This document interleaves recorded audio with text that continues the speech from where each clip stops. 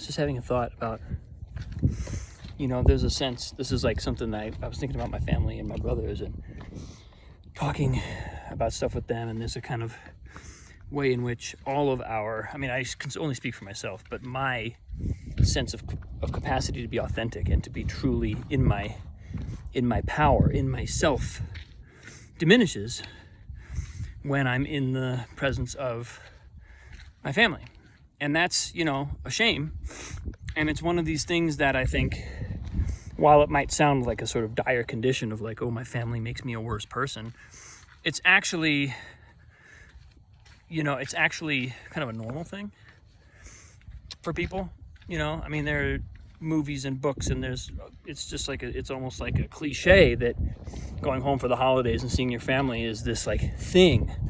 Why is it a thing? Well, it's because you formed your personality in this cauldron of your family, and then you leave and you discover at some point along the line, like, oh, I'm an independent soul. I'm not the patterns that I absorbed as a child. I am free of those. I can define myself in a multitude of different ways. Now, various people people fall further and closer to their original patterns depending on what they want to do with their life and how they approach it. But certainly for someone who's taken several steps out of those original imprinting patterns and habits and approaches to life, I can say that coming back to my family is sometimes tough.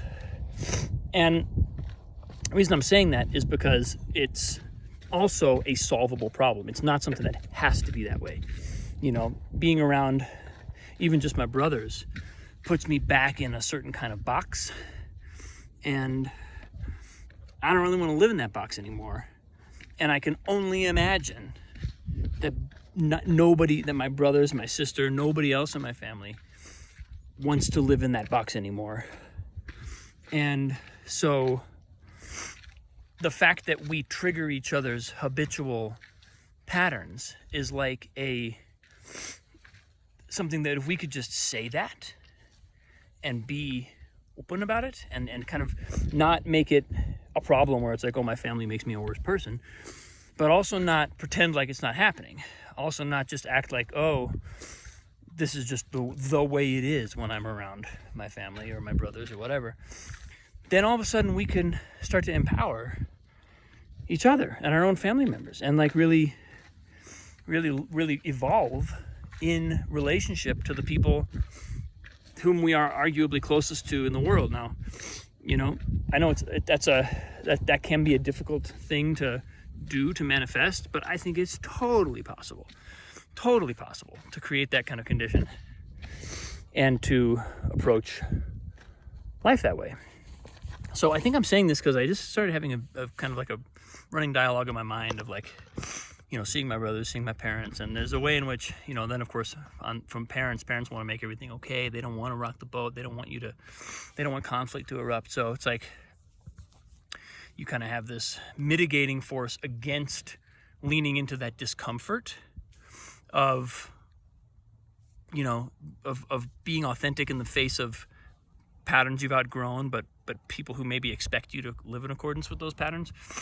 And the thought that hit me, the kind of like flashpoint was, there's no reason to be afraid of that. Everything that you are afraid of having go wrong in that kind of an exchange has already gone wrong. Let's face it.